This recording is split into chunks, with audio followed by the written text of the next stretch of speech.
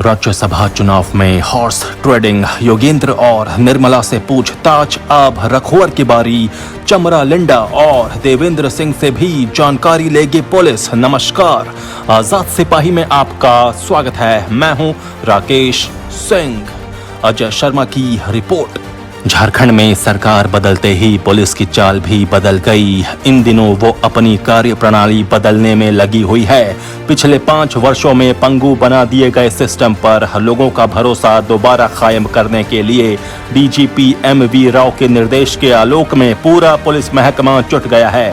इसके तहत राज्य में राजनीतिक रूप से संवेदनशील और चर्चित आपराधिक मामलों की जांच रफ्तार पकड़ चुकी है। राज्यसभा चुनाव में हॉर्स ट्रेडिंग, धनबाद के चर्चित गांजा प्लांट कांड, राजधानी रांची में एटीएस की प्लांटेड छापामारी, लातेहार में एसटीपीओ की छत्र छाया में ऑनलाइन घूस लेने और पैसे के लिए रामगढ़ के कारोबारी को षड्यंत्र के तहत केस में फंसाने की जांच तेज कर दी गई है। साल 2016 में हुए राज्यसभा चुनाव में हॉर्स ट्रेडिंग के मामले में नए सिरे से अनुसंधान शुरू कर दिया गया है। इस क्रम में शुक्रवार को बड़का गांव के पूर्व विधायक योगेंद्र साव और उनकी पत्नी और पूर्व विधायक निर्मला देवी से पूछताछ हुई। निर्मला देवी से ध्रुवा के विधायक आवास में और योगेंद्र साव से बिरसा मुंडा केंद्रीय जेल में पूछताछ हुई। बता दें कि वर्ष 2018 में चुनाव आयोग के निर्देश पर गृह विभाग के एक अधिकारी ने जगन्नाथपुर थाना में इस संबंध में मामला दर्ज कराया था।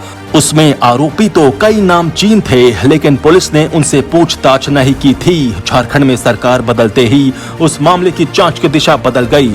रांची पुलिस को नए सिरे से इस केस में 40 बिंदुओं को आधार मानकर कार्रवाई करने का निर्देश दिया गया तो अनुसंधान रेस हो गए। इस मामले में अब जल्द ही पूर्व सीएम रघुवर दास से पूछताछ की जाएगी। उनके अलावा उनके राजनीतिक प्रेस सलाहकार अजय कुमार, पूर्व विधायक देवेंद्र सिंह उर्फ बिट्टू सिंह और विधायक चमरा लिंडा से भी पूछताछ की जाएगी।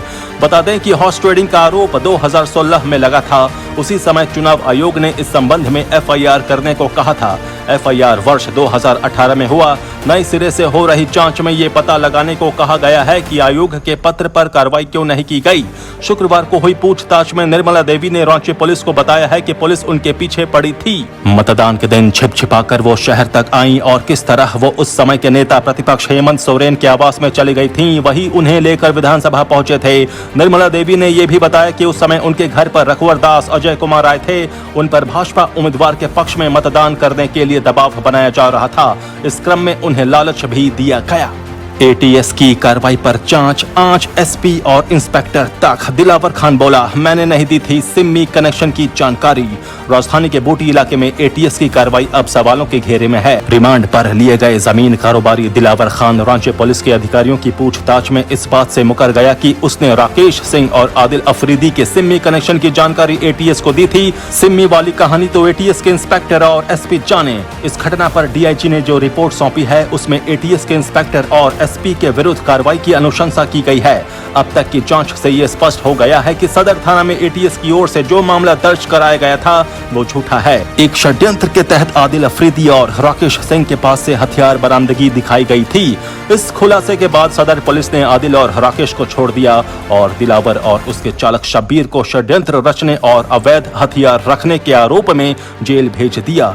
इन दोनों से रिमांड में लेकर सदर थाने में पूछताछ हो रही है। धनबाद का गांजा प्लांट कांड, पूछताछ के गवाह बने एडीजीपी अनिल पाल्टा। धनबाद के निरसा थाना में दर्ज गांजा प्लांट कांड के 3 आरोपियों रवि ठाकुर, नीरज तिवारी और सुनील चौधरी को 2 दिनों की रिमांड पर लेकर पूछताछ शुरू कर दी गई है।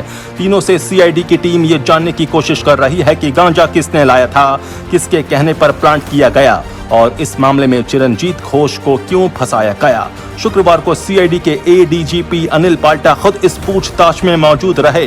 उन्होंने अनुसंधान कर रहे अधिकारियों को कई निर्देश भी दिए। बता दें कि इस मामले में निरसा के पूर्व थाना प्रभारी ने सीआईडी की टीम को बताया है कि चिरंजीत के खिलाफ कार्रवाई का आदेश पूर्व एसएसपी ने दिया था। इस जांच की आंच दूर तक जा सकती है। इस गांजा प्लांट कांड के कारण झारखंड पुलिस की किरकिरी हुई है और इस बात की पुष्टि हो गई है कि कोयला तस्करों और दलालों के इशारे पर पुलिस कुछ भी कर सकती है। ऑनलाइन घूस कांड में एसपी ने रिपोर्ट सौंपी। एसडीपीओ और पूर्व थाना प्रभारी के खिलाफ कार्रवाई की अनुशंसा। लातेहार के बालूमाथ थाना की पुलिस द्वारा कोयला तस्करी कराने और ऑनलाइन वसूली के मामले में एसपी ने अपनी रिपोर्ट पुलिस मुख्यालय को भेज दी है। रिपोर्ट में बालूमाथ के पूर्व थानेदार राजेश मंडल को निलंबित करने और वहां के एसटीपीओ रणधीर सिंह के खिलाफ कार्रवाई करने की अनुशंसा की गई है। एसटीपीओ के रीडर राहुल के बैंक खाते में कोयला तस्कर पैसा भेजते थे, उसका मोबाइल जब्त किया गया है। उस आधार पर एसपी ने जो रिपोर्ट दी है उसमें बताया गया है कि किस तरह से कुछ पुलिस अधिकारी लातेहार इलाके में कोयला तस्करी करा रहे हैं। डीआईजी की जांच में पतरातू पुलिस की खुल गई पोल। रामगढ़ जिला की पतरातू पुलिस का एक एक्शन सवालों के घेरे में है। पुलिस ने पतरातू थाना में कांड संख्या 110/20 में राजेश, राम और शिवा महतो को आरोपी बताते हुए गिरफ्तार करने और उनके पास से हथियार बरामद करने का दावा किया था।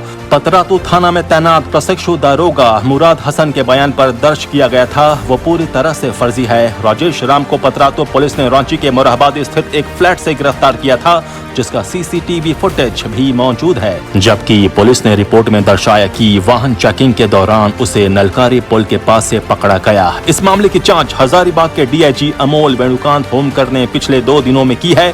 जांच में डीआईजी ने पतरातू थाना प्रभारी और वहां के डीएसपी का भी बयान लिया है। डीआईजी ने जांच में पुलिस या कार्रवाई पर सवाल खड़ा किया है। वो अपनी रिपोर्ट जल्द ही पुलिस मुख्यालय को सौंपेंगे। आजाद सिपाही में अभी इतना ही। खबरों की और भी अधिक जानकारी के लिए आप पढ़ते रहिए अपना लोकप्रिय दैनिक अखबार आजाद सिपाही। आप हमारे इस YouTube चैनल को जरूर सब्सक्राइब करें। आप हमारे Facebook पेज को भी जरूर लाइक करें। जुड़े रहिए आजाद सिपाही के साथ। धन्यवाद।